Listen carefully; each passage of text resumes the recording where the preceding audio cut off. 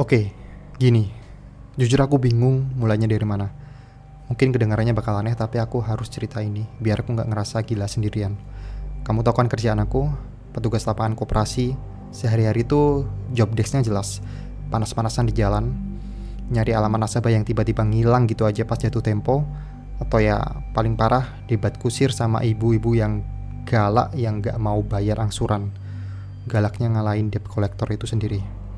Nah biasanya aku benci kerjaan lapangan ya karena capek, panas, kemudian bikin emosi. Tapi sumpah, setelah kejadian tadi siang, aku mending disuruh nagih utang ke kandang macan sekalipun daripada harus seharian di kantor lagi. Ceritanya gini ya, tadi pagi si bos, Pak Rahmat, tiba-tiba nyuruh aku stay di kantor.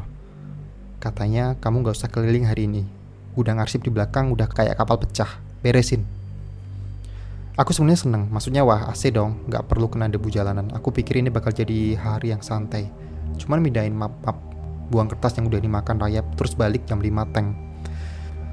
Gudang arsip kantor kami itu letaknya di paling belakang, ruangannya kecil, pengap dan baunya itu loh. Bau kertas tua campur kapur barus yang benar-benar nusuk hidung. Lampunya juga suram, warna kuning redup yang bikin mata cepet ngantuk. Nah sekitar jam 2 siang, pas aku lagi misahin berkas nasabah tahun 2018, aku nemu sesuatu di balik lemari besi. Jatuh nyelip di antara tembok sama lemari. Bukan dokumen nasabah, itu buku tulis. Tahu kan buku kas folio yang gede itu yang sampulnya keras, motif batik warna biru yang ya itulah pokoknya. Pokoknya bukunya udah buluk banget, debunya tebel. Aku ambil, aku tepuk-tepuk debunya, aku bersihin dan aku sempet batuk gara-gara itu. Di sampul depannya ada tulisan spidol permanen yang udah agak pudar. Tulisannya inventaris dan catatan harian Pak Yono. Aku sempat mikir, Pak Yono. Oh, aku ingat Pak Yono itu staf bagian umum yang dulu kerja di sini. Orangnya pendiam, rajin banget, tapi udah pensiun dini sekitar 3 tahun yang lalu karena stroke. Terus meninggal nggak lama habis itu. Nah isenglah aku buka. Awalnya isinya ngebosenin banget. Ya bener-bener kayak cuman inventaris lah. 12 Januari 2019 beli spidol 2 lusin. Terus 15 Februari 2019 kursi lipat patah 1. Tulisan tangan Pak Yono itu khas banget. Tulisan orang tua zaman dulu, tegak bersambung dan rapi. Tipe tulisan yang gak mungkin bisa ditiru anak zaman now kayak aku yang tulisannya kayak cakar ayam. Tapi pas aku balik ke halaman tengah, aku mulai ngerasa ada yang gak beres. Tanggalnya, tanggal di buku itu terus jalan, ngelewatin tahun dia pensiun, ngelewatin tahun dia meninggal. Ada catatan di tahun 2022, ada catatan tahun 2023. Bayangin. Aku mikir, paling ini buku bekas Pak Yono yang terus dipakai sama anak magang atau siapa gitu ya. Yang masuk akal kan mungkin. Oleh karena itu aku terus baca isinya dan di sini perutku udah mulai ngerasa gak enak. Aku udah mulai ngerasa keringet dingin. Halaman yang aku baca itu tanggalnya hari ini, Kamis 12 Oktober 2025. Tulisannya masih sama. Tulisannya tegak bersambung Pak Yono yang rapi itu pakai tinta hitam. Isinya gini. Sebentar aku ingat. Dia nulis gini. Pagi ini motor susah di starter. Kayaknya businya kotor. Nanti pulang harus mampir bengkel Ahas. Aku diem. Aku ngeliat kunci motorku di atas meja. Pagi ini motor varioku memang ngadet. Aku nyelah sampai kaki pegel. Hampir 5 menit baru nyala. Dan aku emang rencana mau ke bengkel Ahas nanti sore. Oke, aku coba rasional ya. Masalah motor mogok itu umum, banyak orang yang ngalamin. Kebetulan aja. Aku baca baris di bawahnya. Jam 12 siang makan di warteg Bu Ijah. Pesen telur dadar sama orek tempe. Minta kuah sayur nangkanya dikit aja, tapi dikasih banyak, jadinya banjir. Nah pas aku baca itu, tanganku gemeteran.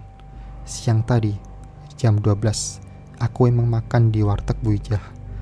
Warteg langganan kantor. Aku pesen persis menu itu, telur dadar, orek tempe, dan aku inget banget aku ngomel di dalam hati. Karena nasinya lembek, gara-gara kuah sayur nangkanya kebanyakan. Itu detail yang terlalu spesifik, gak mungkin kebetulan. Aku langsung ngeliat sekeliling gudang, sepi.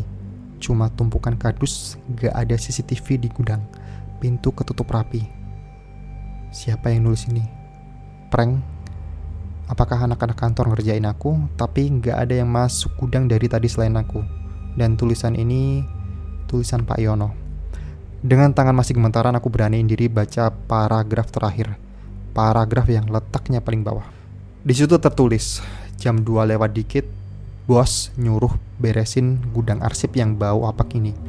Males sebenarnya. Pas lagi geser lemari besi, aku nemu buku kas yang lama punyaku sendiri yang nyelip. 5 detik dimana aku cuma bengong natap kertas itu dan otak aku kayak blank, berhenti total. Kalimat itu bilang aku nemu buku kas lamaku sendiri. Aku kaget.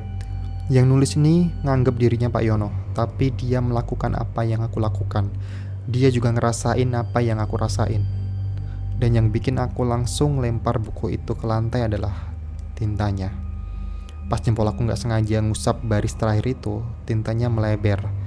Bener-bener basah, bener-bener baru ditulis detik itu juga.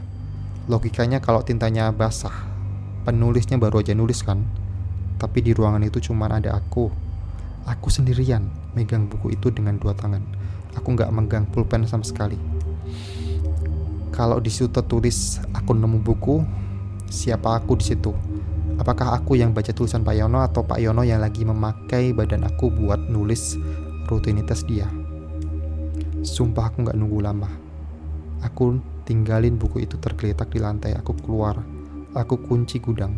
Kuncinya aku taruh di meja bos. Aku izin pulang alasan sakit gigi. Aku gak berani nanya ke siapa-siapa. Cuma ada satu hal yang bikin aku gak tenang sampai sekarang ya. Tadi pas aku ngisi absen pulang, kan absennya manual tuh, pakai tulisan tangan. Aku nulis namaku, jam pulang, terus tanda tangan. Pas aku ngeliat tanda tanganku, itu bukan tanda tanganku. Bentuknya beda, tarikannya lebih tegas, lebih rapi, lebih kuno. Itu tanda tangan Pak Yono. Dan yang paling parah, aku nulis itu secara sadar. Tanganku gerak sendiri seolah-olah itu memang tanda tanganku dari dulu. Aku gak tahu besok aku harus masuk kerja apa enggak. Aku takut pas aku ngaca besok pagi, yang aku lihat bukan muka aku lagi,